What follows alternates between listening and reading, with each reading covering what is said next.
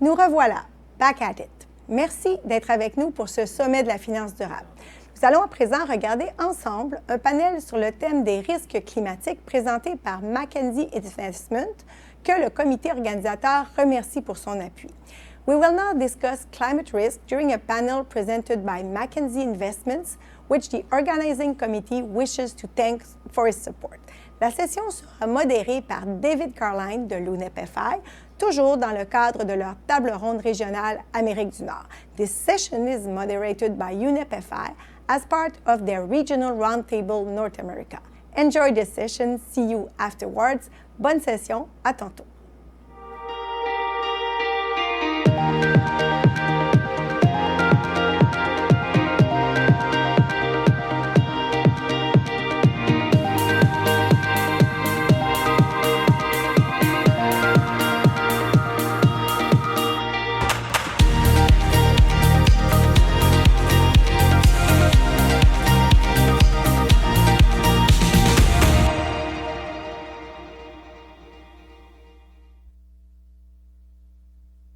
Hi, everyone. Welcome to this next session on climate risks and climate physical risks, how we should assess them, how we should be thinking about them, and some of the questions that financial institutions are grappling with in a climate changed world. I'm really excited to be here. It's terrific to have a number of colleagues on the line, as well as participants from our membership in North America. And it looks like there's a really terrific agenda coming forward over the next few days for you to enjoy. So, as I said, delighted to be here. We have three great panelists who are going to talk a bit about their work and experience, and also do a moderated Q&A. So, as I'll introduce the panelists, I'll hand it over to them to introduce themselves more fully. We have John Cook from Mackenzie Investments, who will say a bit about their work on this subject and his firm's work more generally. Thanks, David. I joined Mackenzie Investments about a year ago. We've been sub-advising an environmental thematic fund for the company for 3 years, and we've been managing exclusively environmental thematic investments for the last 14 years. We believe when we started our firm that much of what's happened has actually played out and could drive an investment portfolio of environmental solutions forward in this world. And we just believed there was going to be more people on the planet. It's amazing when I look back. I think the global population's increased by close to 1.3 billion people. And as more people and more wealthy people extract the limited resources we have, it creates environmental challenges. The largest of those, obviously, is climate change. So it was our belief that this dynamic, these forces were going to drive an energy transition, and we could invest with some sort of tailwind on the right side of that transition. So that's what we've been doing, fairly concentrated portfolio. We like to think of ourselves as value managers in a growth space. And so the topic today, the idea of physical risks, is not something that we directly manage. We take into consideration all risks when we're making an investment, and the idea that assets of a company could be exposed to new risks is something that you think about a lot, but it's not. It doesn't dramatically change the discount rate, other than any other risks might in our calculation of what a business is worth. And yet I am very concerned about the way finance these days thinks about physical risks and how and the idea of backing physical assets generally. And so that's something I'd like to dive into a bit more as we talk through today, because it seems to me the solution to climate change is going to require tremendous capital investment into physical assets. So I'll leave it there, David, but that's my introduction. Super. Thanks so much, John. And I'm really looking forward to getting more of your perspectives through the panel. We also have Margaret Child from Manulife, who will also introduce some of her work and the way that that her firm is thinking about this growing question of physical risk. Thanks, David. So yes, my name's Maggie Child. I'm the head of ESG in Canada for Manulife Investment Management, the third-party asset manager for Manulife Financial Corporation. We invest across asset classes in both private markets as well as public markets. And you can think of our organization almost like a barbell with a significant presence in North America and Asia. So it gives us quite a different perspective when we're thinking about risks, whether they be transition risks or physical risks, or even the opportunities associated with climate change. So our work as an ESG team is to really work closely with our investment teams to provide new perspectives on the investments that they are making as part of the due diligence process, but also as part of the ongoing monitoring and even stewardship that we do as part of our work as well, whether through our proxy voting or the engagements that we carry out with the investee companies. And as this panel is specifically focused on physical risk, we do have an opportunity to speak to our investee companies specifically about certain aspects of physical risk that may come up. And what I'll just leave you with a reflection on is that we've come to realize that these issues are very complicated and interconnected. So, for example, one of the utilities that we've invested in has operations in Florida. And it was in the process of building a big seawall to protect its operations against sea level rise.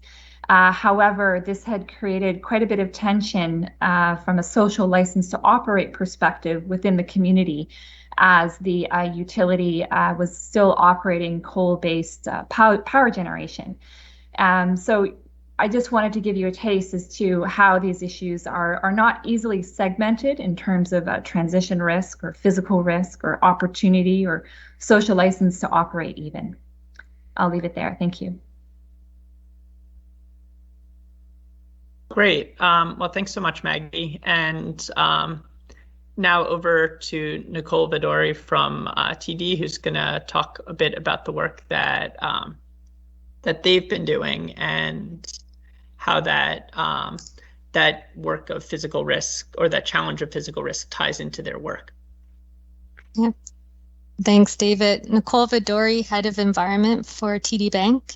I lead the bank's climate action plan, including our net zero commitment to reduce greenhouse gas emissions to net zero by 2050. It involves many elements. Climate has been a huge topic of focus for the bank for a number of years now. And a little bit about TD and the complexity when we're looking at things like climate risk, physical risk, transition risk even. We have different business segments. We have insurance, we have an asset management arm, we have a lot of different lending areas, we have a retail business arm. And each of these business segments is impacted differently by physical risk, and also differently depending on what location you're talking about. So we operate primarily in Canada and the US with some international locations, but climate risk, I agree with Margaret, it's quite complex, and it's going to take time to wrap our heads around it.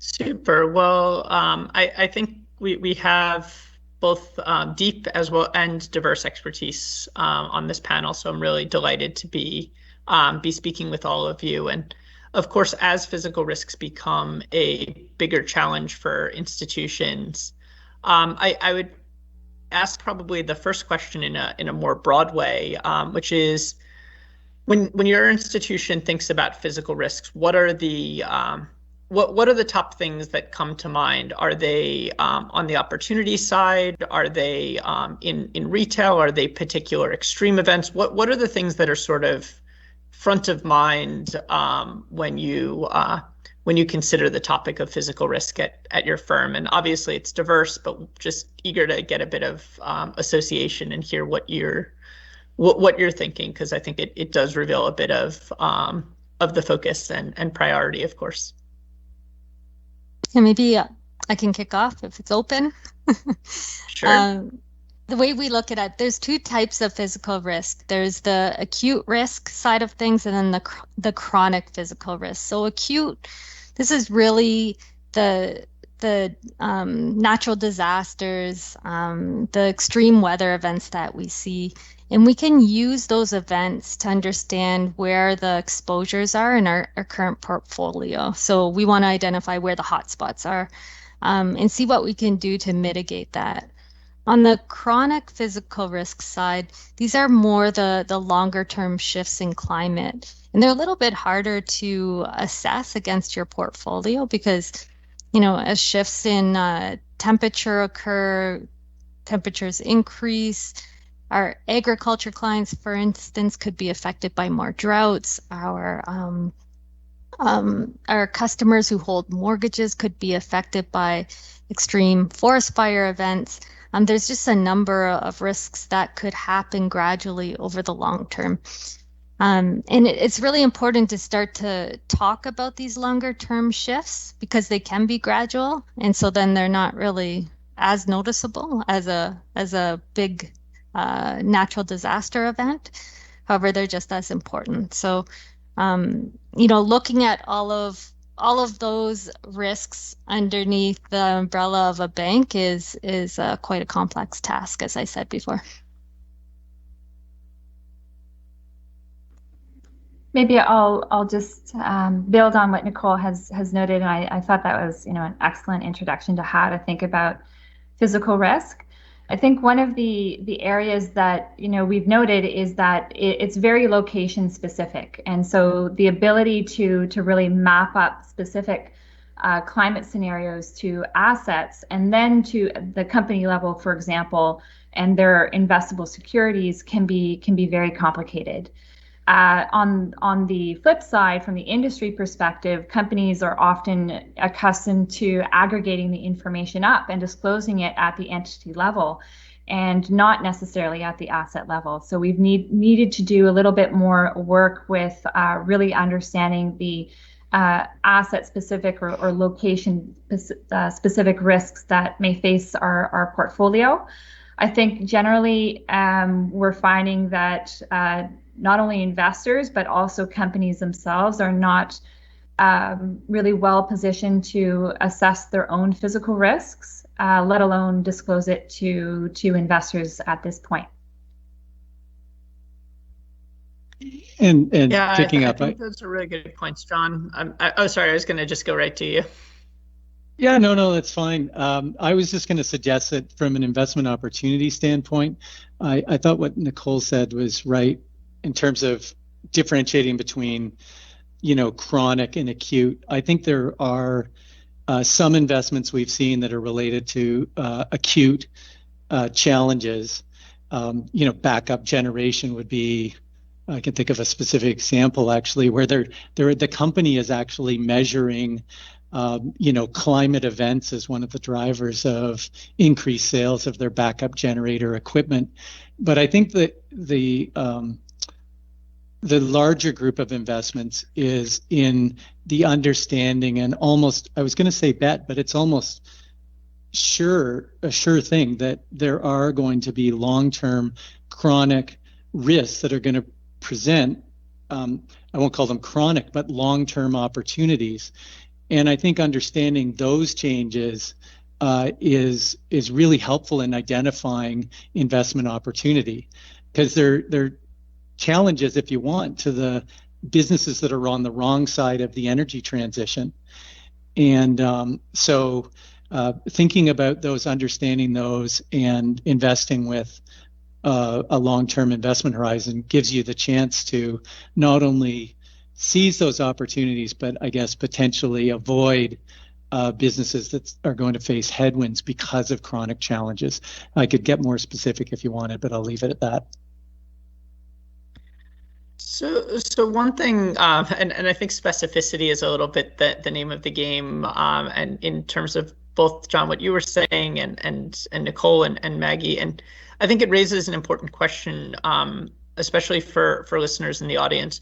What are the types of data and what kinds of information does your firm need to be fully thinking about both the physical risks presented as well as potential opportunities? What are the data areas that you're exploring and investigating and trying to enhance within your institutions? Maybe I'll kick it off, and I'll note that we were fortunate as an organization to participate in a pilot program that United Nations Environment Program for Financial Institutions led a few years back. And that pilot program was really to provide investors, financial institutions with a means for looking at climate risks, specifically transition risks, but also the physical risks. And the output of that pilot has been extremely beneficial for us to roll out across our investment teams to use a model about thinking about physical risks in their portfolios across areas like extreme weather events and flooding and stress due to extreme heat.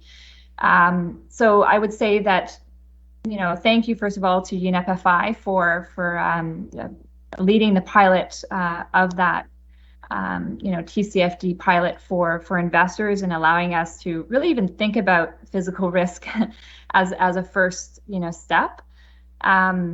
In terms of the data that we need, I think the output that we get from the model that we use is a first step. So there's a lot of assumptions that go into that model. For example, the output may be that Canada actually stands to benefit from climate change overall because there's less extreme cold events. However, that needs to be kind of interpreted as well in terms of really taking a step back and understanding the additional physical risks that your model may not necessarily capture. And I think we had some, very poignant events that happened recently in terms of the changes that are happening with the jet stream overall, in terms of creating these fingers that come down with extreme cold events, for example, as experienced by Texas, or even extreme heat events as experienced by Lytton, BC. So just recognizing that the data is extremely valuable, but also needs to be thought about more holistically in terms of systems level thinking as well. Yeah, I'll build on that. We were a part of the UN pilots as well, and they were very valuable. We were involved in the investor pilot, the banking pilot, and the insurance pilot. And it was good to come together and really go through these data challenges together and to be able to explore different solutions together. If I could break down the data that we need and the challenges that we experience, I would probably group them into 4 areas. So one, I think Margaret, you mentioned this location data, right? Like, where are your clients? Where are your assets? Physical, like a geographic location, and what type of asset is it? Is it a structure? Is it a building? Is it a well? Having that data is really important because, as we know, physical risks are very location specific. Second type of data is the climate data. What type of modeling are we going to do? What type of scenario are we going to project over this? The third type of data is more internal. What is your institution's exposure to those assets, to those clients? So if something happens, what is your loss? And then the fourth type is probably damage data. So what is the cost to recover, the cost to repair from those types of events? And, each set of data you have in varying degrees of completeness and quality. Depends on, if I'm looking at a lending portfolio within TD, if the clients are public companies or private companies. Depends on the geographic location. There's better data for the US and Canada than there might be in, other parts of the world. So it's a really mixed bag, and it takes a lot of time to really go through your portfolio to figure out what you have and what you need. I would just say that for us, the data isn't particularly useful. Like I look at, the very thoughtful approach to what's going on our planet at the corporate level, what McKinsey and IGM and Power Corp, their parent, are thinking about in terms of, the idea of sustainable investing, and it's quite thorough. And they may have access to data that we don't implement. But for the last, 13 years that we've been doing this, it's all just reading what we can. It's very directional, and we think of it over, the energy transition that I talked about, anyways, taking place over, 60 to 80 years. And climate change, I think picking up the regional events that are likely to happen and getting in front of them are really difficult, even with terrific data. But I can tell you how it would manifest itself in terms of investment decisions. If we had the opportunity to invest in a South American renewable energy producer that had, let's say, fantastic hydroelectric facilities versus a global diversified power producer that has hydro facilities around the world, all else being equal, it makes more sense to us to invest in the one that is diversified around the world, because then we don't have to bet on where those climate events are likely to happen. And the same thing in manufacturing. If you can find a company that has, particularly in these days of supply chain issues, that has more certain supply chains developed that are diversified and they have backup sources of the bits that they need to run their business, then that's just a better investment, all else being equal. And so for us, it's more building the general trends that are happening in climate into investment decisions. But I don't think, for us anyways, there's any source of data that really would change how we're making those decisions. So, I think that's an interesting point, just how different users both have different needs and different experiences when you're looking at residential homes versus when you're looking at more particular assets, or when you're looking at the overall changes in an insurance market. So I think that just seeing those differences is quite interesting. I think one of the other points about physical risks that is now getting more discussion is around adaptation and around what role are financial institutions playing in supporting adaptation, both in areas that are most likely to be affected by climate change and are currently underinvested in, as well as just within their local communities. So perhaps if you could talk a little bit about the role that you see in adaptation for your institution, whether supporting clients, whether working on your own resiliency. That to me is the other side of physical risk, and one that we certainly need to pay more attention to as the different hazards mount. Yeah, there's a lot to unpack there. Maybe I can start it off, but in terms of our own resiliency, we're going through a global transition, and our business also needs to transition. So in terms of resiliency, we need to start looking at different opportunities, because we know that we're going to be operating in a low carbon economy, and we're on our way there now. So in terms of just building our own business resilience, that's a key part in our net zero commitment, in our commitment to transition, and supporting clients in transition is all a part of that. So that's one piece. I think the second piece is our customers and our clients, and how can we really help those communities? We have a huge insurance portfolio, so we do residential insurance, auto insurance, what are the ways in which we can, provide useful information, useful products that will help build the resiliency of these communities. And then, the final point that we're involved in that adaptation is a big part of is our green bond or sustainable bond issuances, right? We have we've issued a few green bonds, the first one in 2014, so we were quite trailblazers at the time. And our criteria clearly includes things that, or projects that are clearly under the adaptation label. So it's really interesting to start to see projects come up in that space and to be able to support them through our green bond issuances. I think that active support is really important. Maggie, did you want to share some thoughts? Yeah, I think the perspective that I can add is a little different from Nicole's, as I'm primarily speaking from the investment manager perspective. And I would say, we think about the risk and opportunity really as it applies to our portfolios. And as I noted, we have a significant presence in Asia, which is, particularly vulnerable to physical risks of climate change with, low-lying areas and densely populated coastal megacities as well.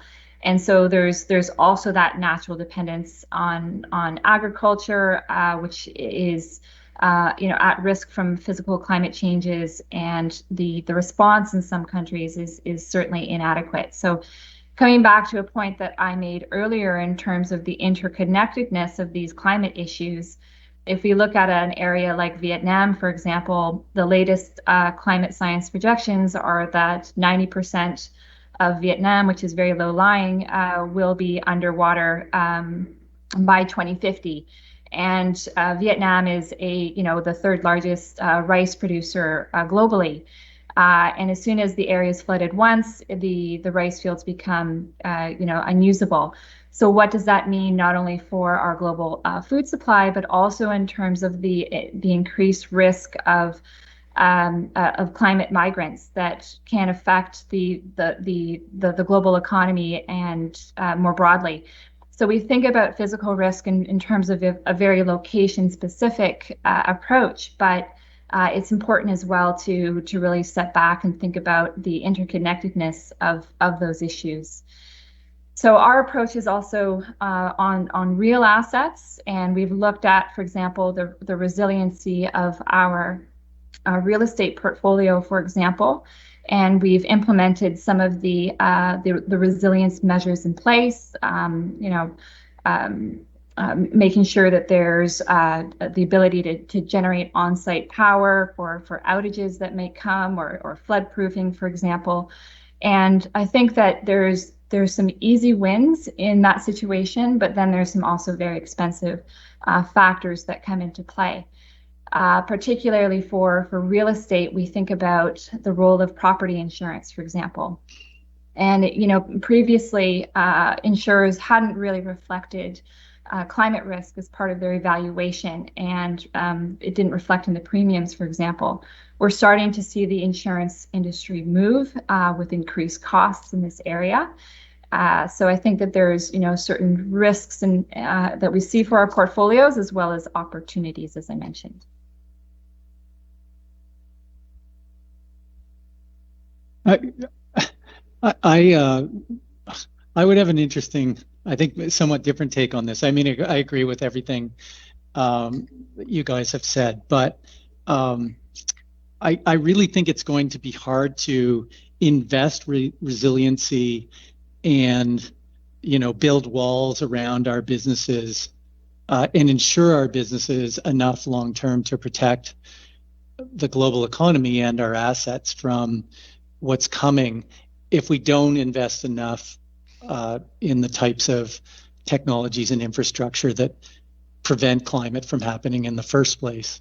And so I think that this is an important discussion in terms of managing risks of existing assets in the near term, but I think the best defense is going to be an offense, and we've just got to figure out a way to get more capital going to the energy transition to try and prevent the worst effects of climate. And that's what I don't see happening enough right now. If you look at CapEx in renewable energy efficiency, the really hard lifting that needs to get done to avoid the emissions that are likely coming, it's actually been declining in the past 5 years. Each of the past 5 years, we'll see about this year, but somewhere about 700 billion a year. When it's pretty clear to us that if we're really going to get to net zero, we need capital investment in the range of $2.5 to $3 trillion a year, and that gap, to me, will be far better investment than trying to ensure our way into a future where our assets are somewhat protected. Yeah, I think that's an interesting point, and there's very likely a need to do a lot of things at once, but make sure that they're all going to both advance the transition and protect areas and individuals that have become vulnerable due to the challenges of climate. One of the things that I would also ask is just specifically on your institution, what do you see as the kind of future of evaluating and assessing physical risks? Are there paths forward, things that you found interesting that you're looking at? I know, John, you mentioned you're not really considering those things, but obviously on the context of supply chains, on the context of assets potentially damaged. I'm just curious, amongst all of you, what do you see for this audience is kind of, if not the glimmer in the eye, then kind of the next things that are coming and that are top of mind for your institution when it comes to either the means of assessment or evaluating the nature of physical risks? Yeah, I think the list that Nicole had given earlier in terms of what kind of data we would like would be certainly the glimmer in the eye, looking at more specific asset level data, and as well as what is the nature of that asset. Is it a key resource for the company? Is it just a PO box of corporate headquarters? And looking at also the potential damage related to physical risk events.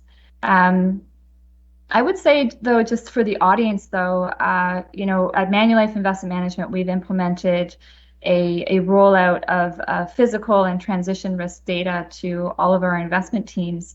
But you don't necessarily have to start with a data-intensive approach to look at physical risk. For example, another asset manager that we work with, their approach has been really to just look at some of the publicly available climate models that look at where certain events are likely to take place globally, and using that to kind of do a bit of a back of the napkin or thumb check as to the level of risk that could be associated with certain assets. Yeah, I'll just add that in order to protect our communities, like I agree with John, the best offense, or what you say, best defense is a strong offense. But we also have to protect the communities that we live in, because they are going to be impacted from the carbon that's already in the atmosphere. And there's not much we can do about that right now. So I think it comes back to data, and I'm not talking about very technical scientific data, but does the average person have the information they need to make the right decisions? Do they know if they're, purchasing a house in a floodplain? Do they know if, putting a certain roofing material or mulch in the flower beds is going to increase their chance of fire when forest fires happen? Like, there's just, general things that we can be providing that we haven't yet, I don't think, to a mass audience so that they're able to make the right decisions for themselves and to, build resilience. Because it's going to take everyone coming together to really tackle this. It's not just, one investment firm or one bank or government. We all need to do our part to make sure that we are protecting ourselves, but also moving in the right direction in the future. I think that's really well said, Nicole. We know that we're not investing enough for even the 1.5 degree transition, which increases the requirement for adaptation, and coming back to even the individual risk that we face. One of the thoughts I had while you were both speaking is just related to, maintaining the social license to operate as we both try and get to where we need to go and also protecting ourselves. We're clearly in a period of pretty significant inflation right now, and I'm not sure it's going to be as transitory as people think. Like, just the idea of investing in adaptive technologies and making our households more resilient and so on, it's going to cost us more.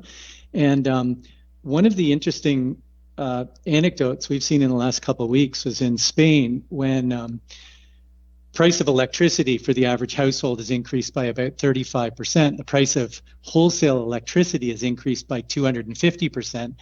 And it's really on the back of increases in natural gas prices.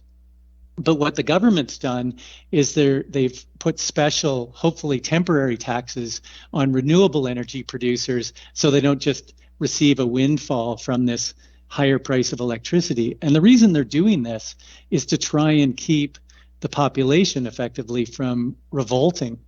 And this is something that I think, for large financial institutions, we're all going to need to be more honest with people that getting through this transition, making the economy more resilient, protecting the value of assets is going to be inflationary. It is going to cost a lot more, and people need to know that, or we will lose the social license to operate and to actually get those things that we so desperately need, climate, carbon tax, and so on, in place.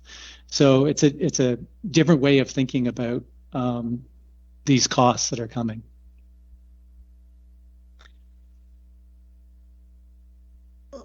So I know that there are a couple audience questions that I'll bring up. One of them is more generally about new financial products, but perhaps we could even expand it to covering the potential for each of you in your institutions to talk about what sort of innovations are you working on, or your teams coming up with around supporting either the climate transition, climate adaptation, resiliency, whether those are, I know we mentioned green bonds. I'd love to hear more about them, but other types of financing structures, or anything that is new that has come about over the last several years, both as a result of that consumer demand as well as a forward-looking need. I'll start on that. I'll start with a concern. I mean, there's just been an absolute explosion of new products related to the concept of sustainable investing. And that's a good thing generally, that investors are more interested in this. But I think we really need to be looking at actual capital investment in solutions, and not just the slosh of savings into so-called sustainable investment products. So according to Morningstar, I believe the last 3 years, the increase is something like 3 times. And it's, Global Sustainable Alliance had an increase. It was nowhere near that large. But there's no doubt there's been an enormous slosh of existing savings into sustainable investment products. And that, to me, is in complete contrast with CapEx that's actually going to renewable energy, energy efficiency, adaptation type investments. It doesn't make any sense to have more products unless the capital is actually getting to solutions. And so I suspect there's going to be a lot more innovative products, and green bonds is certainly really important part of financing this future. But we have to be careful about the solutions that aren't actually getting capital to where where it needs to go. I think I can give one example at the retail level, and then another at the more corporate level. We want to really promote this idea of adaptation and consumers making the best decisions for the future. So through our insurance business, we actually offer a discount for insuring hybrid or electric vehicles. We haven't done the same thing on home insurance, but I can see a product like that developing in the future, like a product that you can demonstrate has been built to certain standards, either maybe lead design, or maybe it follows principles for adaptation and resilience. I can see something developing there in terms of a product. For TD, as we've launched the net zero emissions by 2050 commitment, we now have to look at our lending portfolios and determine where our highest carbon exposure is. And a new type of product that has come out is the idea of sustainability linked loans. So when you're entering into a loan, you establish certain KPIs. So, maybe the client has to, or the borrower in this case, has to reduce emissions by X%, or else their rate will, if they meet it, their rate gets better, or vice versa. So there's different mechanisms that you can use, introducing KPIs into the loan agreement in order to achieve certain environmental objectives. And I think that's relatively new, and I think it's really starting to kick off like the green bond market did a few years back now.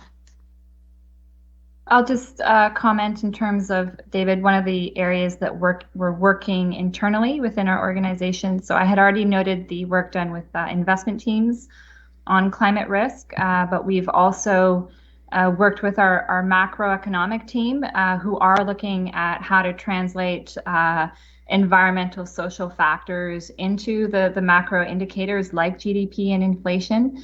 I would say that they're not to overhype what our models can do, though, because there are some inherent challenges with our current modeling system. And one example of that is going back to, I believe it was 2015, when OP Trust had made use of Mercer's model to estimate the potential impacts of climate change on returns for their portfolio across asset classes, across industries, going out to 2050, looking at 4 different scenarios of 2 degrees, 3 degrees, and then 4 versions, or two versions, sorry, of a 4-degree scenario, with different levels of physical impacts baked into that. And the results were pretty surprising, I think, for OP Trust in that situation, because it showed that the portfolio was only really marginally affected by climate change. So I'm highlighting that example because of some of the difficulties that we still have with our current tools in really looking at climate risk more holistically. However, we are also looking at investment solutions for our clients in this area, looking at, for example, a climate equity fund. We'll also be looking at areas of fixed income, because we do recognize the significant need for a shift in capital, but also that clients and individuals, institutional investors are asking for this. Absolutely. I mean, it's really both impressive to see the demand there, as John began that question, from consumers, but also the innovation taking place in ways of both creatively linking expectations of resiliency, of decarbonization measures, but also of various other potentially newer financial tools for really getting at some of these challenges in a more proactive way. So we're really down to the last minute here. So in our lightning round, obviously, first a huge thank you to our panelists, but I would like to leave each of them with about 20 seconds of just what is a closing thought that you'd like the audience to take away on this topic.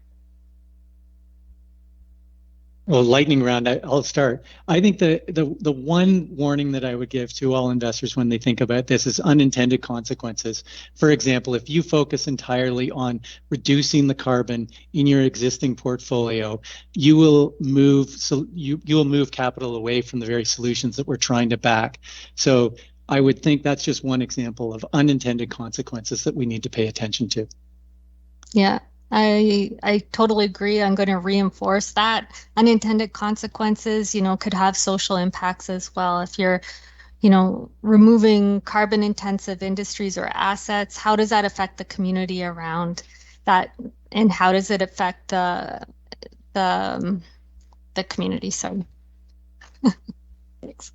I would just say that I think to date, most of the efforts from a regulatory and industry perspective have been on transition risk, and we know that we're certainly not on track for a 1.5 degree scenario. So there will be more and more efforts need to be made to look at the physical and adaptation requirements as well. Perfect timing. Thank you all so much. Thank you. Thank you. Merci pour ces discussions fortes et intéressantes. Nous faisons une nouvelle pause avant de nous retrouver pour le dernier panel de la journée. It's time for a break. Then we'll be attending the final panel of the day. Je vous invite à rendre visite aux exposants et à réseauter. À tout à l'heure. See you in a bit.